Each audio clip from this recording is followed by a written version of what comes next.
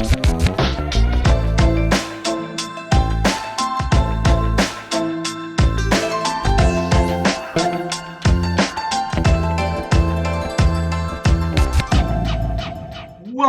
I'm your host, Henri Arslanian, and welcome to the Future of Money podcast. My goal with this podcast is very simple. It's to go deep in some of the biggest ideas, trends, and developments we are seeing in the field of crypto, and hopefully empower you with this information and then let you make your own decision on what their impact can be on the future of money and finance. To do this, I invite each week one of the leading figures of the global crypto community to have a one-on-one conversation amongst crypto aficionados and discuss some of these topics. Before introducing my guest today, I just want to extend a personal thank you to the over 500,000 of you who follow me every week on my various social media channels, from LinkedIn and Twitter to the various YouTube channels, for all the support of this Future Money podcast that has been growing at a record level every month. And despite launching only a couple months ago, now we have thousands of you who listen to each episode from over 100 countries. So a very, very big thank you. I promise you we have a lot of surprises in store for 2022. But now let's kick off with the show. My guest today is Alex Mashinsky, the founder and CEO of Celsius Network. One thing you may not know about Alex, although he's a very public person, is that he has 6 children, and that actually Celsius is his 3rd unicorn. There's a very, very small select club of people who have done that not only once, twice, but 3 times. Alex is one of them. Alex, great to have you with us today on the Future Money podcast. Thanks, Henry, and thanks for having me. So, Alex, before we talk about Celsius and your views on the market, I think it would be interesting for the audience you have a fantastic, very, very interesting background. If you can share with the audience a bit about your background, and also what was the genesis for you to launch Celsius? Sure. So I'm a serial entrepreneur. I've done several startups, all in internet/communication space. So I was early to Voice over IP in 1994, then did the wireless in the New York subways, transit wireless. Also were involved in launching 5G in the United States. So one of the first 5G devices for Verizon. So really a lot of broad experience in kind of growing networks, growing infrastructure. Wrote the original patents for Voice over IP. Now over 5 billion people use that. And so it's super exciting to be on the bleeding edge, on the cutting edge, and really innovating, helping fresh ideas to come to life. Crypto, I always wanted to get into basically FinTech. I tried to create electronic money in 2004. And it wasn't based on any blockchain. It was a different solution, and really didn't solve the puzzle, didn't solve the double spend problem and so on. So when I saw Satoshi's solution, in the beginning, I thought it was a crazy idea because it was so inefficient in its use of power, computation, and communication. But then I realized that I was wrong, and I focused on creating with Celsius Network. We created basically the second use case, the second killer app for crypto, the first one being store of value.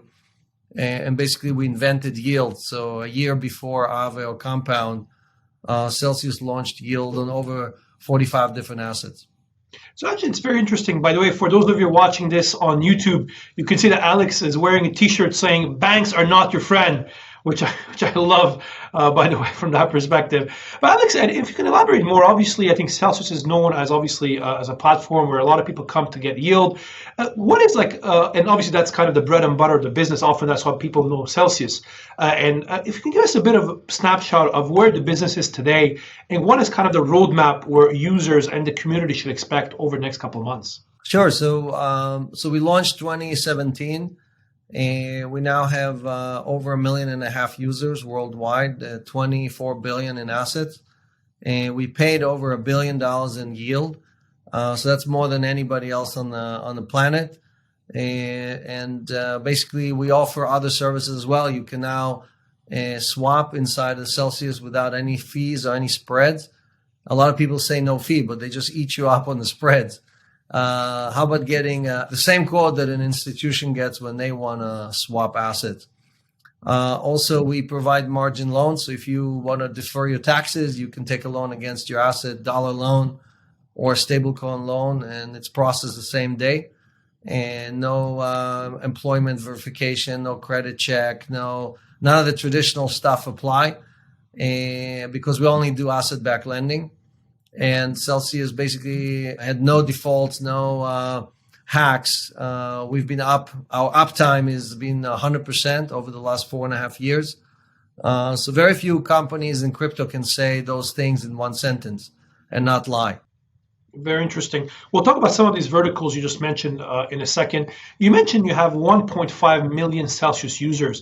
Can you share with our listeners, what is a typical Celsius user? Do you have a bit of background where they're based, their age, economic profile? So that can be quite interesting. Sure, yeah. So about 40% are in North America, another 40% are in Europe. So we have a pretty healthy mix. We stayed away from China and other regions that we thought would be problematic long term, and stayed away from the high risk countries. Celsius has been basically registered with all the regulators worldwide that we apply to us since 2017. So we filed a Reg D with the SEC. We went to FinCEN and got a registration with them. We obviously report to the IRS. We filed 1099s with the IRS and so on. So we did KYC and AML from day one on all of our users.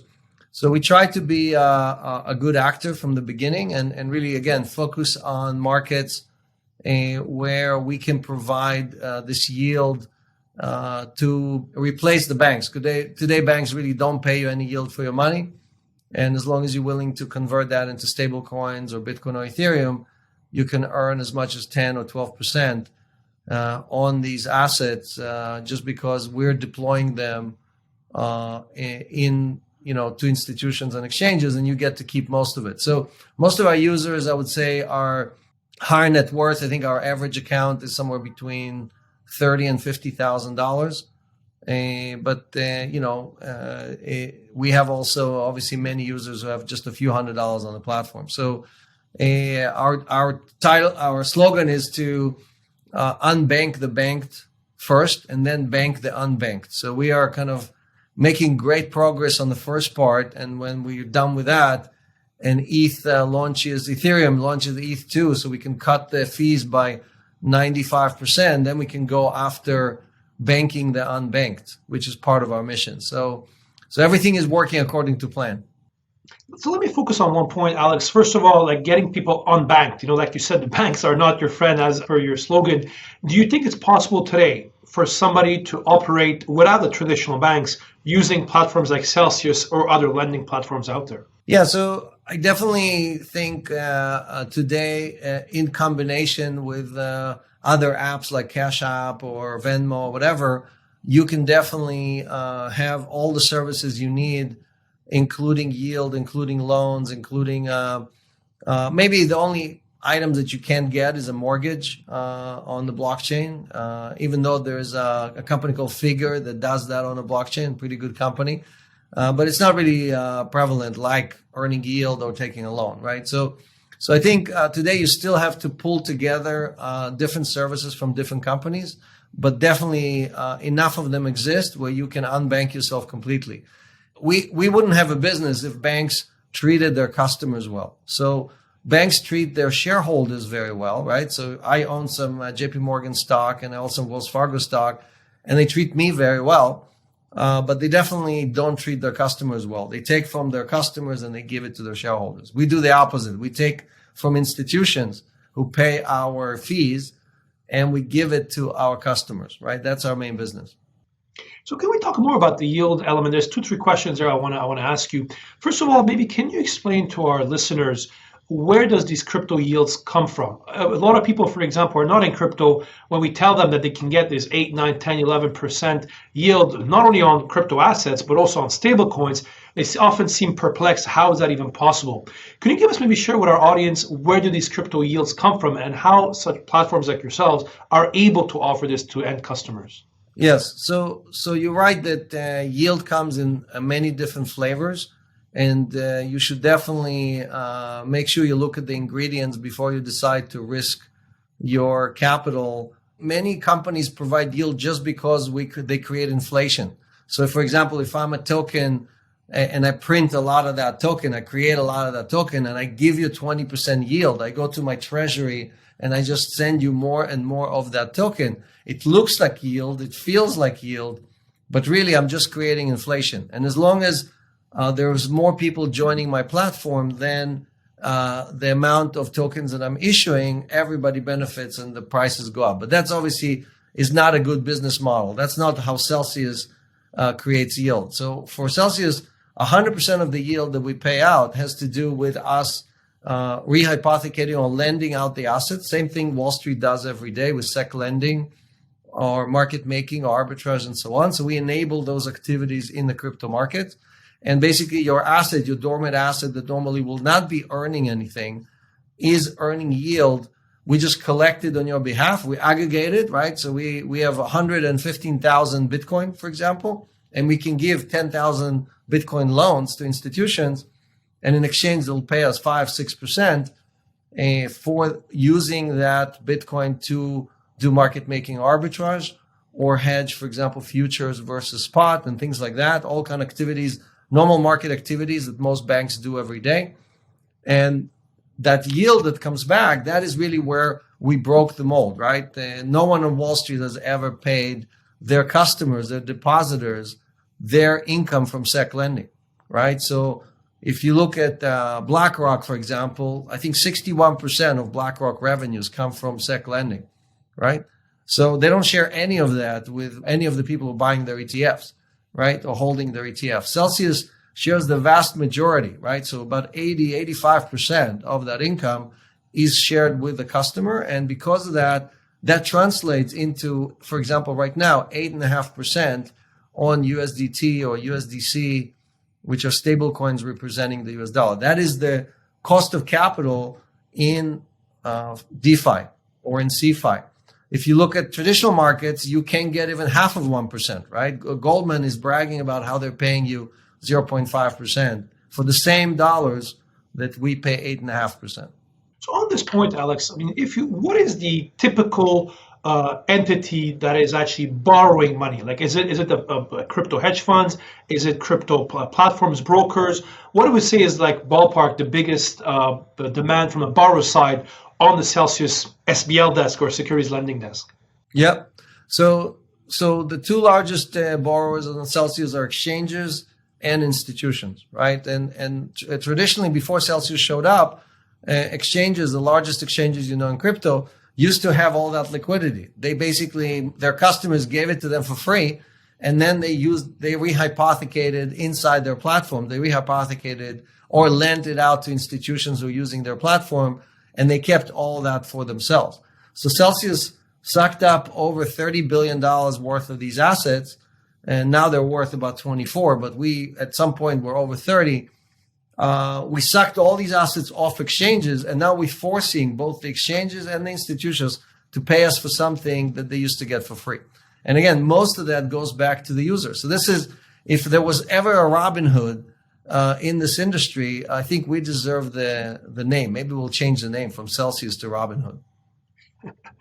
Well, you may argue that in many ways there's some parallels. I mean, you mentioned Robinhood figuratively, but even the idea of the ETFs with Vanguard, how they're created, where part of the fees actually go down on producing the fees. Do you believe that lending platforms like yourselves, this giving back to customers to this extent will be the norm in the next couple of months? Basically, all these platforms, even exchanges now, will need to get involved in yield programs, or else, like you said, clients will trade with the exchange, remove the assets, and deposit it with platforms like yourselves. Well, you saw the anger that users of Robinhood had when they discovered that Robinhood collected $600 million in order flow and SEC lending revenues from Citadel and others.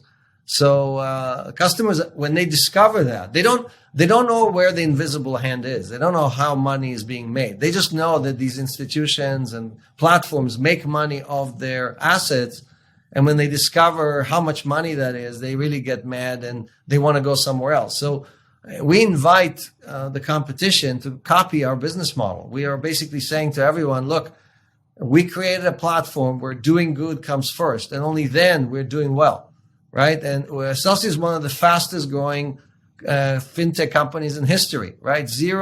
We were $1 billion in assets just a year ago. We went from 1 to 30 billion, from 40 employees to 800 employees in 1 year, because we've proven that we are doing good first, right? At Celsius, full transparency. Everybody can see what do we have on the platform, how much is lent out, what did we earn. You can verify that on the blockchain. And today, there is no company on Wall Street that is willing to provide that level of transparency to its customers. So the bar that we've set with Celsius is very, very high compared to like the traditional shenanigans that you used to on Wall Street. So, and again, the issue is, do you want to bring those bad habits into crypto, or do you want to build crypto in a way that is promising a new, better future for all of us, because we are excluding all of this, again, mishandling of our assets by large institutions and exchanges. This episode is brought to you by Crypto.com, where you can buy Bitcoin and over 150 other cryptocurrencies with over 20 different fiat currencies. Get up to 8% cash back instantly using the Crypto.com Visa card, plus 100% rebates for your Netflix, Spotify, and Amazon Prime subscriptions. Check out the link in the podcast description to download the Crypto.com app and stake CRO to get $25 with the code Henry2021. And do you think, Alex, from your perspective, right? Obviously, there's a lot of lending in the system, which obviously creates a lot of leverage in the system. Do you believe there's a risk of a systemic risk? Yes, all these loans are being over collateralized, and it's obviously backed by crypto assets. But do you believe there's a systemic risk because of the lending going on that some players may not be as collateralized as they should, and this can actually bring down or actually affect the broader industry? Not too dissimilar as we had in 2008 with Lehman and AIA, and that actually had a big impact on the broader ecosystem. So traditional finance has exactly what you just described, 20, 30, 50x leverage. And every time the music stops, sparks go flying, and the Fed has to jump in and bail out half of the institutions. By the way, most of your viewers don't even know, but the Fed had to bail out the repo market as late as September 17, 2019. They had to inject $600 billion because the repo market froze, and JP Morgan and other banks could not refinance their own loans, right? So this is not something that only happens once every 100 years. Every 10 years, we have a situation where TradFi has to go through that recap or refinancing, or the Fed putting trillions of dollars on their balance sheet with taxpayers' money. None of that is happening in crypto.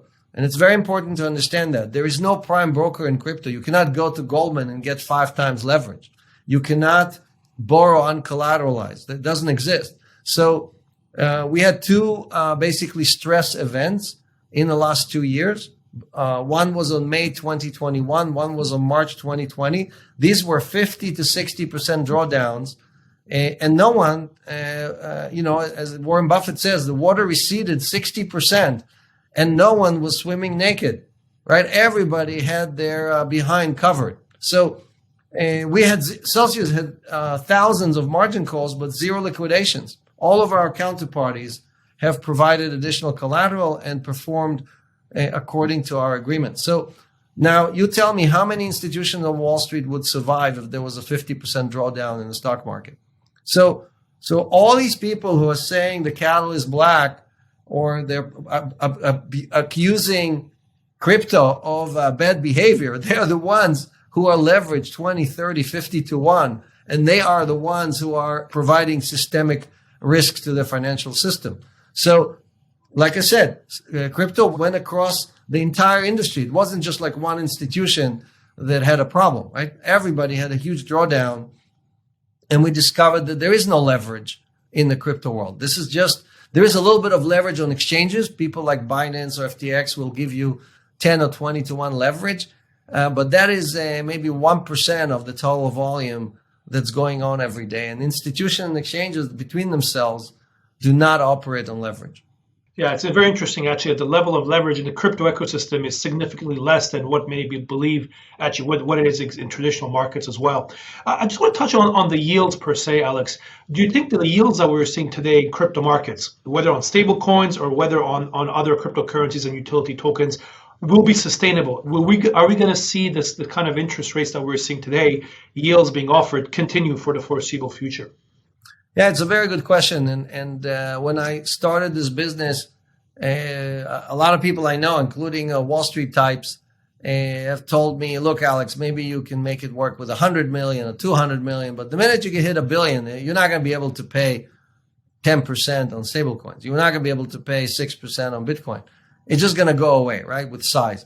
We are basically fully deployed with $24 billion. And I could take another probably 30 or 50 billion and still be fully deployed. I cannot fill all my orders as we speak right now. I don't have enough Ethereum. I don't have enough Bitcoin. I don't have enough stable coins. So, and the rates have actually increased in the last several years. Why? Because the market is growing actually the same, if not faster, speeds than Celsius. So the demand for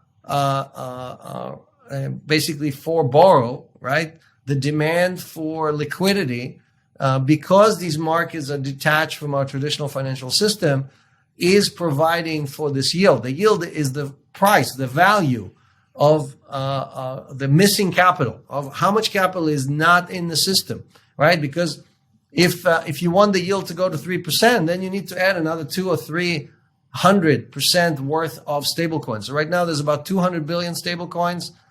You probably need to add another 400 to 600 billion in stablecoins to bring that yield to about 3%, right? Where would be the equivalent to Wall Street. So the 8.5% that we are paying represent the scarcity of stablecoins or US dollars in the system. It's very interesting. I mean, what's your view? Obviously, a lot of your peers in the market have been actually reducing their rates in recent months, right? I mean, I look at some of the big ones in the US, for example, who really brought down, or they put limits to what rate is paid up to certain for certain coins, which I'm not sure actually if Celsius does. But why do you think that's the case? Why do you think a lot of other platforms are not able to offer the similar yields? Or are capping it? Is it because they're giving to their shareholders, or is other business and collateral management reasons? So in the first 2 years, again, people thought we were crazy, that we were not a real business. And we started publishing our numbers, and then people started taking us seriously. And they copied the yield part, meaning they published the rate, but they couldn't figure out how we actually earned that yield on the back end. And basically, some of them ran out of VC money. Some of them were one-trick ponies. Like one of our competitors was only using the GBTC ARB. And when that ARB disappeared, they had to lower their rates by 90%. Some of them are just using it as a teaser to get people into their system so they could actually sell them exchange or credit card or other type of services. So they're hoping that enough people will use other services and they will not actually use a lot of the yield service. Celsius does not have any caps, no limits. What we publish as our rate. And we, on average, have our stool, the stool that generates yield, has 6 different legs to it. And we talked about institutional and exchanges, but Celsius is one of the largest, if not the largest player in DeFi. We obviously one of the largest players in staking. We also have a mining operation. We announced that we invested over $500 million into mining of Bitcoin in North America. For us, mining is just a source of yield on Bitcoin. It's a factory that makes Bitcoin, and we then pay a lot of it to the community, right? So we see we are Bitcoin denominated while all of our competitors are dollar denominated. And one thing that's interesting, obviously, with Celsius and other platforms as well, obviously you have your own token, the Cell token. Do you think we should expect to see most crypto platforms to have their own token, and it's just going to be part of the business operating model of different crypto platforms? Yeah, so if you have a token that actually provides utility and provides real use cases, then you should have it. If it's just a gimmick that, again, you use to create inflation and hide the fact that you cannot create yield, then it's not going to do anything. In 2020, according to Masari, the Cell token was the best performing asset in all of cryptos. Out of 14,000 different tokens, Cell token with 4,000% increase in 2020 was the best performing asset. And it's because we created a new asset class, being this yield category on crypto, right? So today you have only two proven use cases for crypto, right? One is store of value, one is yield. And then we're experimenting with DeFi, NFTs, and all kind of other stuff. But they have not yet proven themselves to be scalable, sustainable, and so on. So I think Celsius is now launching Celsius X, which is a cross-chain, basically native way to basically move assets between 16 different blockchains. And with that, will basically that Celsius X is based on a Cell token. And when we launch that on the 15th of February, you'll be able to see many new use cases for the token itself. We're also actually tomorrow launching the ability for accredited U.S. investors to earn in Cell token, so they can earn 25% more yield. So if you were earning 5%, now you'll be able to earn almost 7% using the Cell token, right? So there's all kind of utilities that Celsius does better, cheaper, and faster than everybody else. And how are you able, obviously, for any crypto platform that has its own token, one may argue, putting my lawyer hat on, there's kind of a conflict of interest at one point between the tokens and the equity shareholders within the business. How are we able to manage this where the value is created within the equity of the business with the shareholders versus the tokens? How do you think that's the best way to manage it? So normally I would agree with you that there is a conflict, but we have designed our Cell tokenomics in a very different way. So first, Celsius owns half of all the tokens out there. So when the token price goes up, the company benefits. So it's not that the shareholders and I'm the largest shareholder. I have the opposite. I would love for Cell token to increase in price because obviously that will represent more and more assets on the company's balance sheet. Also, Celsius is probably the only company in all of crypto out of 14,000 companies that when we have to pay you in Cell, we go to market and pay you, right? If you're Cardano, if you are any other project, right, a Polkadot or Solana, you go to your treasury and you just issue more tokens. You create inflation. Celsius does not mint new tokens or uses treasury to pay yield. We actually buy them in the market. And part of our performance, the reason for our performance is that increase in use case from the user and an increase in demand from Celsius for these tokens. So it's a win-win scenario in which both the users, the platform users and the Cell token holders, as well as the shareholders benefit. The interests are aligned instead of like with the banks, the ones who are not your friends, having to decide. Jamie Dimon every day has to decide, do I give it to my customers or do I give it to my shareholders? With Celsius, the business model allows us, by giving most of it to the customers, creates long-term shareholder value. Yeah. I want to ask two quick questions. We're almost at the end here, Alex. First of all, is about your customers, your community. One thing I've been always amazed is the big Celsian community. What do you think makes the Celsian community so special? Why do you think you have such a passionate group of people that kind of are fans or groupies of the Celsius platform? Is it because they believe in the mission? Is it because they're benefiting from it? What do you think is the reason? I think over the years, most financial institutions, banks, have basically neglected their customers. And we all, I model Celsius after Costco and after Amazon and after companies that always put the customer first. And I asked myself, why isn't anyone doing this in finance? And the answer was simple. It was because of one word: greed, right? So if the big question was, is it possible to do good first and act in the best interest of the user and still create tremendous amount of value, shareholder value? Now, I personally have over $300 million on the Celsius platform as a user. I'm not talking about my equity holding or my bonuses or my Cell token, right? I'm talking about me as a user of the platform. So I'm by far the largest single user of the platform. And I joke that I basically decided to go on a road trip and 1.5 million people said, hey, can I sit next to you on the bus? I really like what you've built. Can I do the same thing? I want the same yield. I want the same loans. I want to be treated special. So our community really gets an amazing treatment. We just opened a call center with 100 agents, and no one in crypto, no one in traditional finance even has call centers anymore, right? Everybody's trying to get away with how do I provide services to my customers without talking to them, without them asking me any questions, and Celsius is doing the opposite, right? So I think, again, if you care for your community, if you care for your customers, and you do good first, you're going to do very, very well. We've proven that. And again, I invite all of our competitors to copy our business model, because if they do, crypto will win. We're all going to win, right? The pie is going to get much, much bigger, and everybody from TradFi is going to join CFI. Before we move on, I think last question I want to ask, you mentioned about your call center. Why do you think, Alex, the levels of customer support in the crypto industry are, to be polite, subpar? What do you think is the reason behind this? Well, it's short-term thinking, right? Most projects, as we talked about before, are based on, okay, I'm going to launch.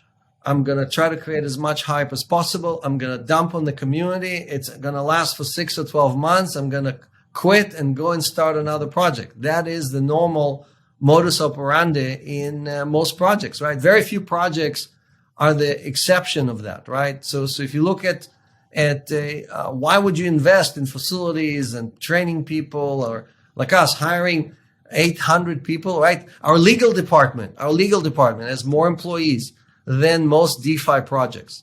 Okay. So that when you think about that, then you realize, wait a second, are we really building the future of finance?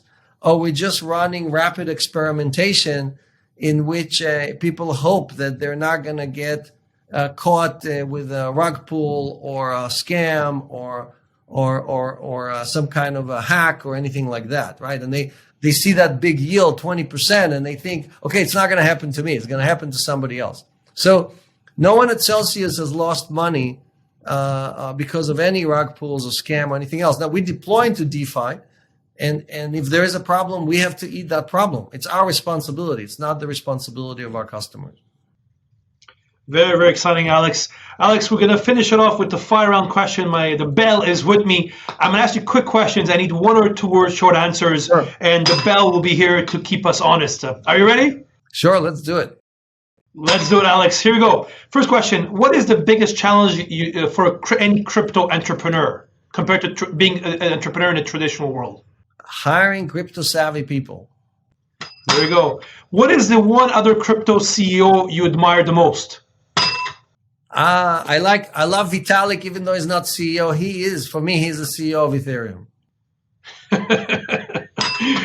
So, Alex, you could have tomorrow. You can start tomorrow a new startup, and you have the choice of one of these co-founders: Elon Musk, Mark Zuckerberg, Warren Buffett, or Kim Kardashian. Which one you choose?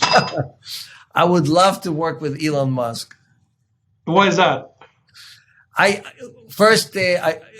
an innovator, right? And he's an innovator. He has 3 unicorns. I have 3 unicorns. It's a match made in heaven. I love it. Alex, if you're not in crypto, what other industry you'd be in? I kite surf and I ride motorcycles. I would be doing that all day long. Well, it was my next question. What do you do in your spare time when you're not working on Celsius? I have 6 kids at home. There is no spare time. I don't remember a moment where I had spare time. Oh my God. Alex, you live in New York. What is your favorite thing to do in New York? Walking the streets, listening to people speak different languages, the culture, the passion, the energy, right? You just don't have it anywhere else. I mean, no matter where I go in the world, and I travel a lot, I always miss New York. I miss the food. I miss the people. And I've been in the city for 35 years, and I'm not going anywhere. Alex Mashinsky, last question. If you can have lunch or dinner with one person, dead or alive, lunch or dinner with one person dead or alive, who would that be? That's easy. Nikola Tesla. Here we go. Interesting one. I'm sure actually Elon Musk will agree with you on that one. So here we go. Yes. Alex, where can people find you if they want to keep in touch with you on social media? What's the best way to get in touch with you? Yeah, I'm on Twitter at Mashinsky. That's my last name. You can email me, ceo@celsius.network. Also follow us. I have a weekly show on YouTube. Just search for Celsius Network. We do an AMA every Friday. or on Twitter Hangouts every Tuesday. And I just answer rapid questions, just like Henri just did. So that's come and ask your question. Excellent. Alex, thank you for being with us. Thank you for all the listeners listening to this. Make sure to subscribe if you like this podcast. A new episode will be released every other week. Again, if you're interested and you want to stay on top of the latest developments on crypto and the future of money, make sure to follow me on LinkedIn and Twitter, especially for my weekly Crypto Capsule show, where I summarize the global crypto developments you need to know in less than 60 seconds. And of course, don't forget to subscribe to my LinkedIn or review newsletter called The Future of Money, where I share the 3 big ideas that you need to know each week. And of course, last but not least, if you want to learn more about crypto, make sure to check out my different YouTube channels where there's a lot of educational content and actually a lot of these interviews like what we did today. And now all the content on YouTube is available not only in English, but also in French, Spanish, Arabic, and Chinese on my various channels. And also, if you want to learn more about crypto, make sure to check out my latest class on Udemy called Introduction to Bitcoin that I cover in 90 minutes. I know you guys are busy. Everything you need to know about Bitcoin, Ethereum, stablecoins, DeFi, CBDCs, Web 3.0, Metaverse, etc., etc. So thank you very much to all your listeners for being with us today. Alex, thank you for joining me today on the Future of Money podcast. Great to have you on board today. Yeah, Henri, thank you for being a friend of the crypto community.